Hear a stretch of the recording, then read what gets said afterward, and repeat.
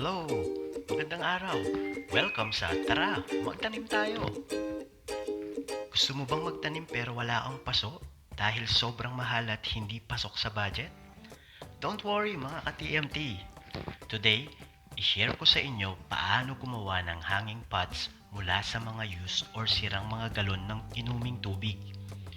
Dahil quarantine ngayon at kailangang magtipid, gagamit tayo ng mga available resources or mas mura kaysa sa mga mahal na mga paso na nabibili sa market. Karamihan sa atin ngayon ay gamit ang mga mineral water gallons. Pag nabutas na ito, kaysa itapon, pakinabangan natin at gawing pots. Maraming pwedeng gawin sa mga water gallons. Usually, tinatamnan natin ng mga iba't ibang uri ng mga halaman, vegetables or ornamentals. Pero kadalasan, hindi na napapakinabangan yung top part ng galon. Yan ang isi-share ko sa inyo today. Pero bago yan, don't forget to subscribe at pakiclick mo na rin yung notification bell para lagi kang updated sa ating mga new vlogs about gardening. Ready ka na ba? Tara, magtanim tayo! Usually, may dalawang klase tayo ng galon na ginagamit natin sa bahay. Yung 5 gallons round type at yung 5 gallons na slim jug type. Pareho ko na silang ginagamit sa pagtatanim, pero napansin ko na ang slim jug type na ito ay magiging brittle or malutong pag nabilad ng matagal sa araw. Kaya I suggest na gamitin itong round type dahil mas elastic or makunat siya. Kumbaga, pang matagalan na. Teka, I'm sure na at this point ng vlog na ito, na itatanong mo sa isip mo, saan naman pwedeng bumili ng mga galon ng tubig na ito? Okay, ang mga water stations kasi marami yung mga naglilik na ng mga galon na hindi na nila napapakinabangan. Siguro binebenta na nila sa junk shops for recycling. Tinanong ko yung nagde-deliver ng water sa amin if meron ba silang mga sirang galon. Alam nyo ba guys, nabili ko lang ang mga ito ng 5 pesos per gallon. Diba? Ang laki ng tipid ko. Kasi nung last time, bumili kami ng maliit lang na paso sa market. 35 pesos ang isa. Eh ito, malaki na. Mura pa. Tsaka sakto talagang gamitin na panghalaman. Pang gardens, vegetables, or ornamentals. Yung 50 pesos ko, may 10 pots na agad ako. Tipid to the max, di ba? Pero syempre, iba-iba siguro ang presyuhan yan sa bawat station. Lalo na after nitong vlog natin. Baka biglang lumaki ang demand nito, kaya pumili na kayo. Step number 1.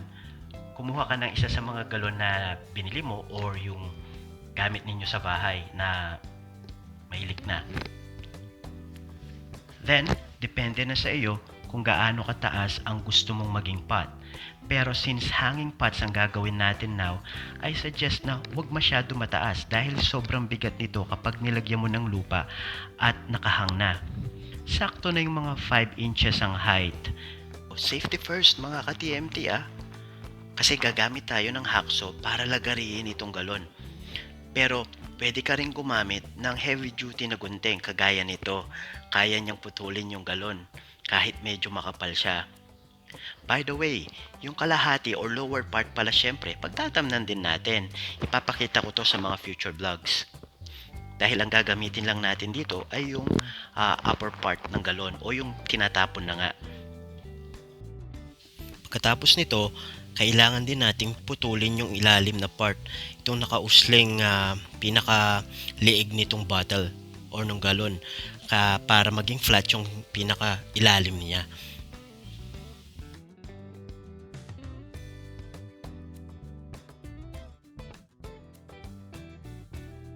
Actually, may butas na ito. Pero para sa mas magandang drainage ng ating pots, naglagay pa ako ng additional 4 holes. Nagpainit ako sa stove ng metal bar at ito ang ginamit kong pambutas. O reminder again mga ka-TMT, ingat lagi, okay? Gumamit ng basahan or pot holder para hindi tayo mapaso. Pwede kayong maglagay pa ng 3 holes sa side para pagtalian. Maaari ding wala na, depende kasi sa design ng ropes na gagawin. Magpapakita tayo ng two ways mamaya o dalawang pamamaraan paano natin ihahang itong ating pot.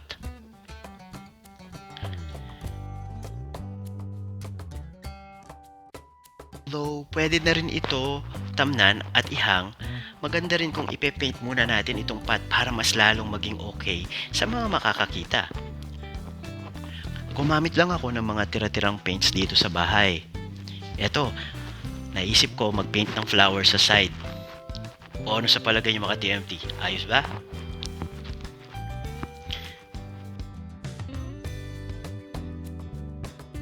Ito yung rope na gagamitin natin mga ka-TMT para ihang natin itong pot natin. Ito ay laundry rope. Nabili ko to ng 60 pesos sa market. Pero may 3 piraso na siya. As promised, 2 ways ituturo ko sa inyo. Yung una, gagamitin natin yung 3 butas na ginawa natin sa side. Kailangan natin mag-cut ng 2 pirasong tig 2 feet ang haba. Depende sa taas ng pagsasabitan mo kasi. After, kunin mo yung isa at itali mo sa magkabilang dulo sa bawat butas ng rope. Yung isa naman, itali mo sa kabilang dulo. Then, kunin mo yung center ng naunang rope at gumawa ka ng knot dito katulad nito. Make sure lang na nasa center ito dahil hindi magiging balanse yung pot natin at hindi siya magiging magandang tingnan. So, ito na yung finished product natin mga ka-TMT. Okay? Yung isang way naman ay gagamit tayo ng mas mahabang laundry rope. May sukat itong 2 feet at paikutin ito hanggang magkaroon ka ng 8 strands ng rope.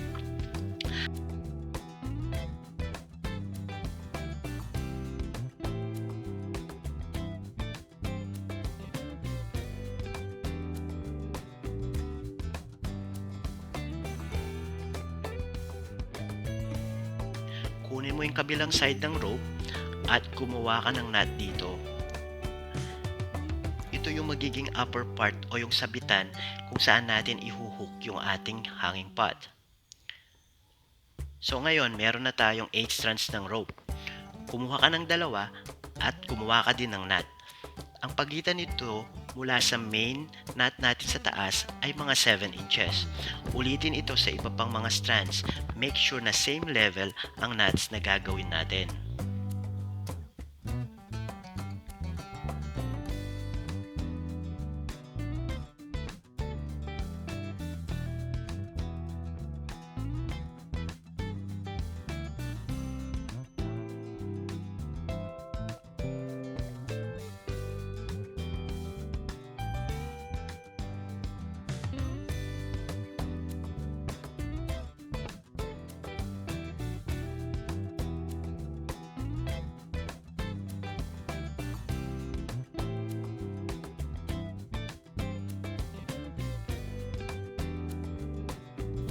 After nito, gagawin natin ulit yung steps kanina. Pero ang mga knot, ilalagay natin mga 6 inches mula sa mga knots sa gitna ng ginawa natin kanina. Same process, kukuha din ng 2, tapos inanat. Para lang tayong gumagawa ng lambat mga ka-TMT.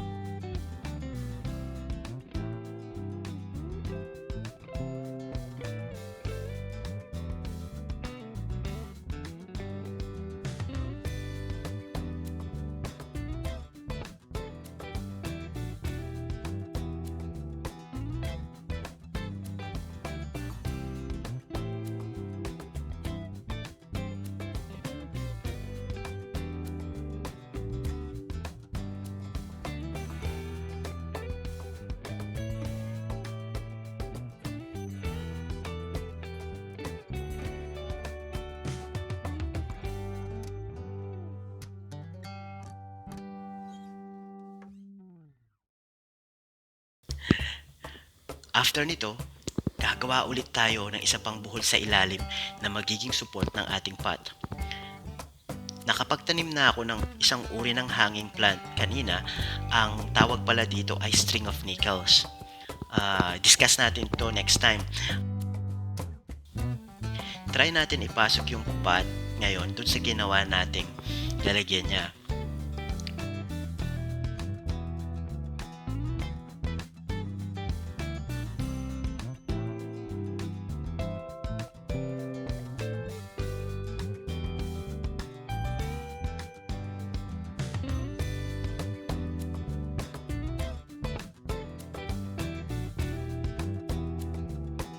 Congratulations! Nakagawa na tayo ng hanging pot mula sa recycled material. Diba? Ang laking tipid? Sana nagustuhan mo at nagka-idea ka sa vlog na ito. Try mong gawin ito sa bahay. Pwedeng gumamit ka ng ibang containers, diba? Hanggang sa muli mga ka-TMT. Bago mo i-close, huwag mong kalimutang i-like ang video na to at mag-subscribe. Hanggang sa muli mga ka-TMT. Thank you and God bless!